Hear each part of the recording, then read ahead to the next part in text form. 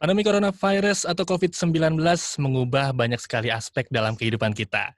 Mulai dari berkenalan dengan istilah baru, melakukan kebiasaan baru, beraktivitas secara online, dan juga sebagainya.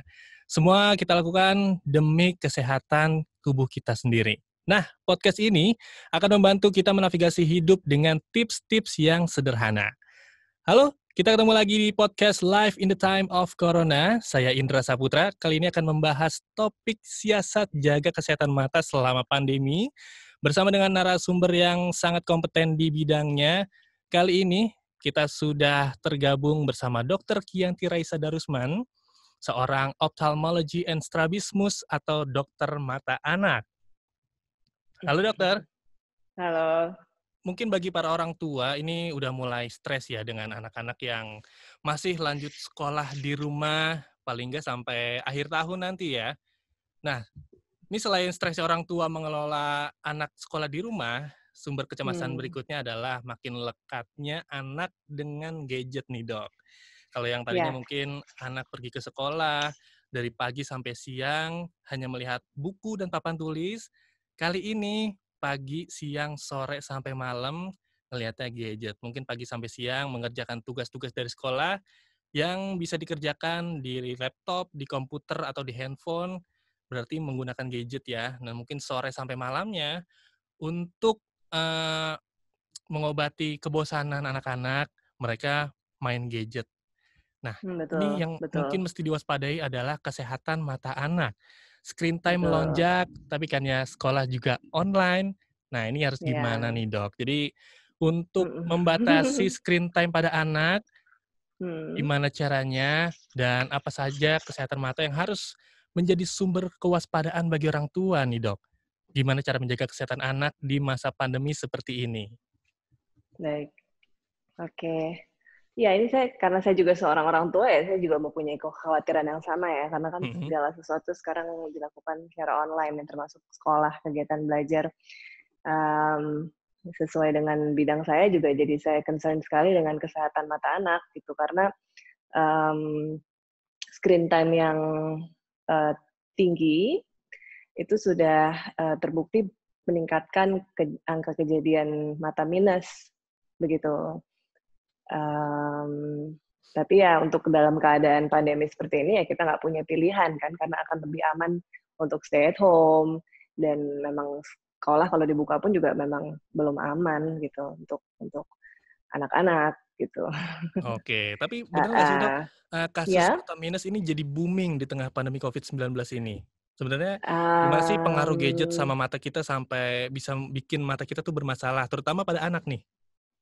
kalau pada anak, kemampuan mereka untuk ada akomodasi ya, itu masih sangat baik, masih sangat tinggi. Artinya mereka itu sebetulnya tahan gitu, berjam-jam gitu di depan layar yang dekat, karena mereka kemampuan ototnya itu lebih lebih baik dibandingkan orang dewasa. Nggak cepet capek nih, jadi mereka juga nggak bakal ngomong nih kalau matanya ada masalah, matanya mulai lelah, atau ada mungkin penglihatannya buram tuh mereka jarang sekali tahu, dan mereka jarang mungkin takut dan lain-lain, mereka nggak ngomong ke orang tuanya.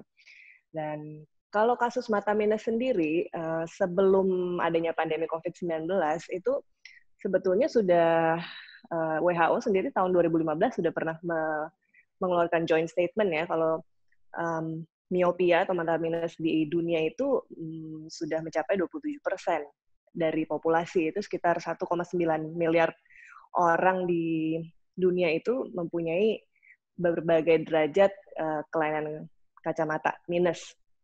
Dan ini diprediksi tahun 2050 itu bisa meningkat sampai 50% lebih.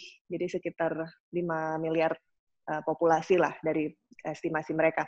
Tapi ini kan sebelum pandemi COVID-19 ya, gitu loh, estimasi ini. Jadi kalau kita tadi ditanya apakah saat ini ada booming atau tidak, ya terus terang kita juga memang masih mengawasi begitu, masih mengobservasi nih gimana nih efek COVID-19 dan stay at home, online learning yang lebih meningkat, dan lain-lain, pengaruhnya terhadap kasus-kasus mata minus di seluruh dunia gitu, termasuk di Indonesia. Dan yang paling banyak mata minus itu memang di regional Asia gitu.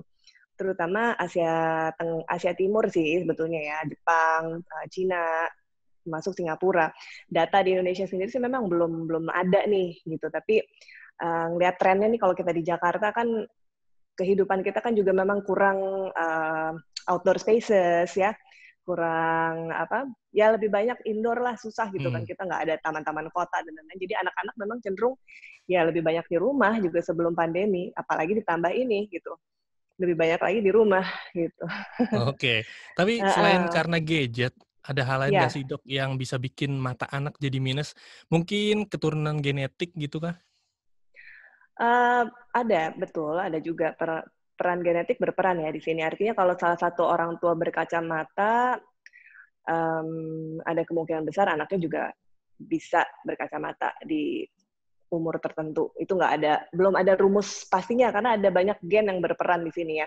Hmm. Kalau pada buta warna nih contohnya kan sudah ditemukan gennya apa dan cara penurunannya dari pihak ibu biasanya ya, yang membawa gennya. Tapi kalau untuk mata minus atau miopia ini masih banyak penelitiannya dan belum ada kepastian persisnya bagaimana pola penurunan kelainannya gitu. Oke. Jadi Nah, berperan juga genetik. heeh. Oke. Oke. Nah, Mm-mm. sekarang screen time meningkat nih, Dok. Karena Iya, sekarang anak-anak juga betul. masih terbatas, mau main keluar rumah juga masih kurang bagus Mm-mm. juga. Jadi mainnya di rumah aja dan pilihan permainannya ya rata-rata menggunakan gadget. Sebenarnya Iya. berapa lama sih, Dok, batas, screen time yang aman? Mungkin dokter Uh-uh. bisa berbagi tips untuk mengatur screen time anak nih, terutama di masa pandemi ini. Baik. Saya bagi dua dulu ya. Mhm, Jadi kalau sebelum COVID, ini ada rekomendasi WHO dan Asosiasi Dokter Anak di Amerika itu menyarankan kalau di bawah 18 bulan itu sama sekali nggak boleh sebetulnya ada screen time, mmm, kecuali mungkin video chat sama keluarga lah, sama neneknya atau kakeknya gitu boleh. Terus 18 sampai 24 bulan itu biasanya kurang dari 1 jam.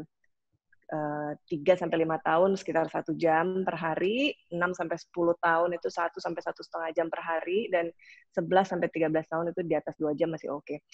Tapi setelah COVID, ada beberapa guidelines baru nih. Jadi karena memang semua sekolah online, jadi kalau bisa memang di bawah 3 tahun sebaiknya nggak terlalu perlu sih sebenarnya sekolah online itu.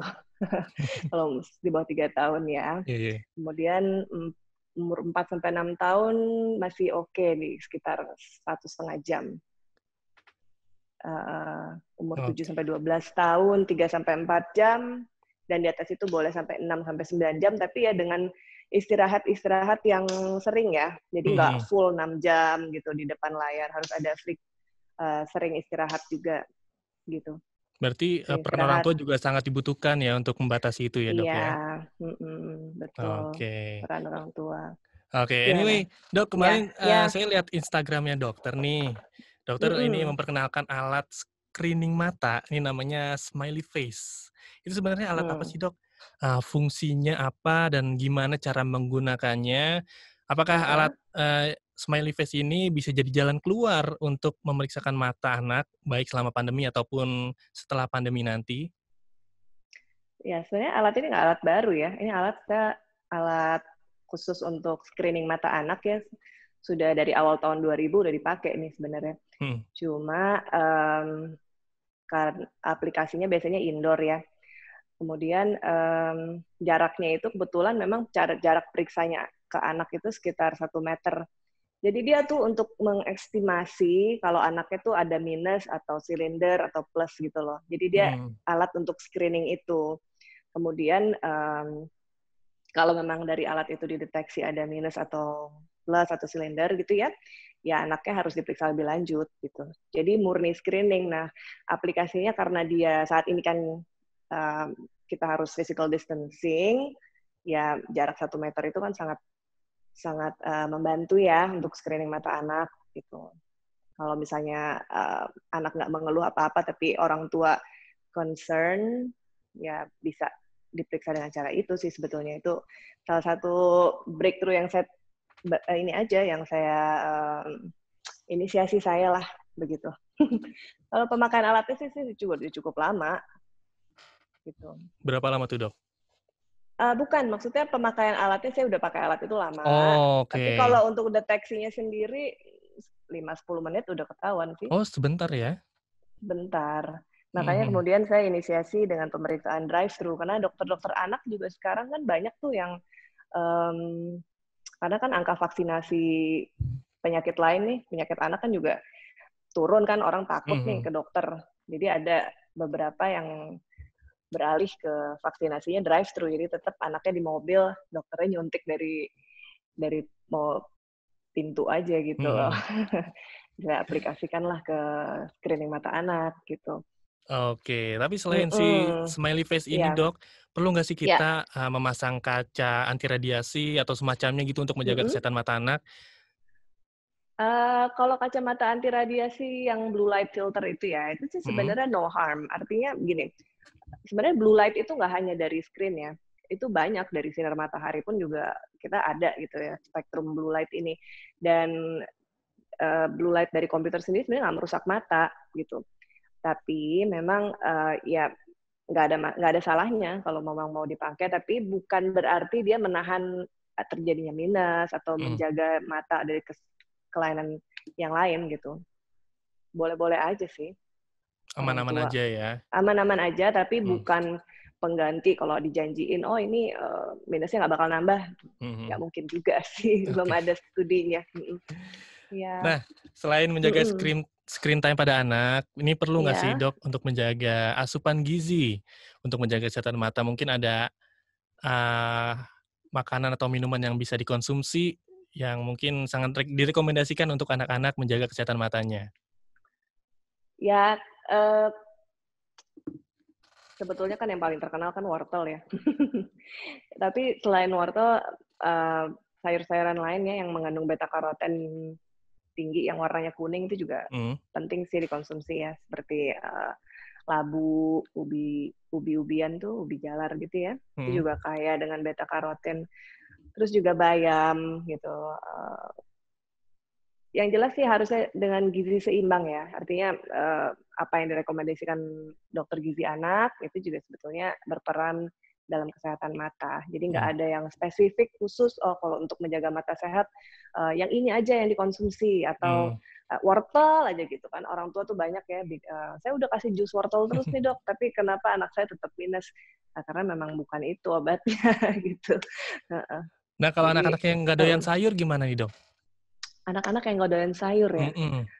Mmm, gimana tuh ya? Kalau saya sebenarnya banyak banyak cara ya. Kadang-kadang Mhm. ada orang tua yang bikin, jadi sayur itu nggak kelihatan. Cara pengolahan sih sebetulnya, lebih ke cara pengolahan ya. Mhm. Heeh, jadi, mmm, ada yang dibuat jadi seperti pasta atau apa gitu. Mhm. Jadi Oke. anak-anak tuh nggak sadar kalau itu tuh sayur gitu. Heeh. Oke, tapi Sebetulnya heeh, ya, sebenarnya ada gimana? ini nggak sih, Dok, Mhm, mungkin terapi yang bisa dilakukan di rumah, dari orang mhm. tua untuk anak gitu? Terapi apa nih? Ya Terapi seperti, untuk screen time? untuk ya screen time atau mungkin ada hal-hal yang bisa dilakukan untuk beberapa waktu lalu saya, ngelihat di YouTube ya, katanya untuk Mmm. memijat di bagian mata ini bisa untuk merelaksasikan otot-otot mata. Mungkin ada yang bisa dilakukan untuk anak-anak khusus? Mmm, sebetulnya sih dialihkan ya. Jadi kalau Mhm. misalnya mereka sudah sekian lama di screen, di layar ya, ya Mhm. coba dilibatkan dengan kegiatan lain gitu Mhm. di rumah, heeh. Ya mungkin bantu di rumah, berkebun, ngurus tanaman kayak gitu, atau mungkin, ya kegiatan rumah yang biasa-biasa yang normal-normal aja sih di Mhm. rumah. Kalau menurut saya sih itu, karena dengan begitu kan matanya jadi istirahat nih, matanya jadi Yes. nggak fokus terus-menerus gitu. Mhm. Tapi sebenarnya bisa sembuh Ya, nggak sih, Dok, mata minus itu? kalau sembuh, artinya dalam arti sama sekali minusnya hilang, bisa dengan tindakan-tindakan, seperti operasi LASIK gitu ya, Mhm. Mhm. bisa, heeh. Jadi kalau tidak mau pakai kacamata lagi, itu bisa dengan LASIK gitu. Tapi operasi refraksi itu ya, tapi itu usia 18 tahun ke atas, nggak bisa pada anak-anak. Tapi sebetulnya bukan sembuh ya, artinya gini, mata minus itu kan terjadi karena pertumbuhan bola mata itu melebihi dari normal ya, jadi lebih panjang gitu loh sumbu bola matanya. Selama anak usia pertumbuhan kan otomatis semua bertambah tinggi kan, tambah tinggi, ukuran sepatu bertambah besar, sama juga sama ukuran kacamata. Jadi kalau ukuran kacamata mereka dimulai dari usia kecil, umur 5-6 tahun gitu ya, akan terus bertambah sampai usia 17-18 tahun. Oke. Begitu. Kalau senam mata pengaruh nggak tuh, Dok? Senam mata, oke-oke aja sih, sah-sah aja dilakukan. Pijit daerah mata, kemudian pastikan mata itu kadang kalau kita fokus di screen lama tuh kadang kita lupa kedip nih, itu udah refleks kedipnya, jadi kadang-kadang matanya jadi kering. Nah kalau udah kering tuh jadi lebih cepat capek, kadang-kadang bisa pegel terus bisa sakit kepala juga sih biasanya. Nah untuk anak-anak nih waktu istirahat matanya paling nggak berapa menit sekali, Dok? Tergantung umur tadi. Kalau misalnya tadi usia ya normalnya sih memang setiap 20 menit kita ngelihat screen, kita harus melihat 20 meter selama 20 detik. Itu rumusnya kayak gitu kira-kira. Oke. Mungkin bisa dicoba nanti Setiap 20 untuk menit. para pendengar yang sedang mendengarkan podcast ini ya, Dok ya.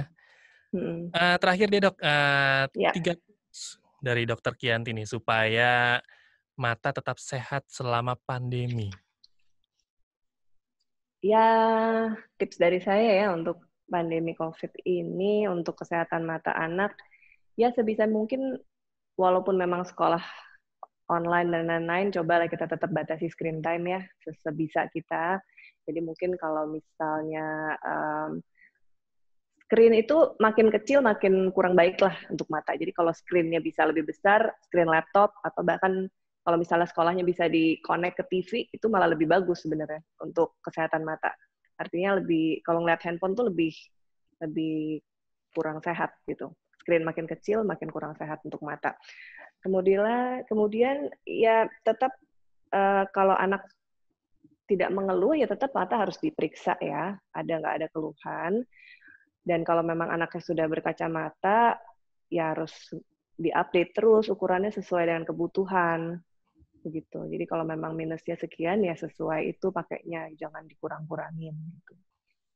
Kemudian ya asupan gizi ya sesuai lah, yang memang seimbang. Jadi harus seimbang sayur, kemudian ada asupan yang tinggi dengan beta karoten dan omega 3 dan lutein dan lain-lain. Itu aja sih intinya. Oke, Dokter. Terima kasih untuk tips-tipsnya dan waktunya juga. Baik. Sampai ketemu lagi, Dokter. Terima kasih untuk waktunya, Dokter Kianti. Bye. Thank you Mas Indra. Bye. Oke, terima kasih sudah mendengarkan podcast Live in the Time of Corona. Untuk ide dan masukan, silakan email ke podcast@kbrprime.id. Tulis di bagian subjek, podcast Corona.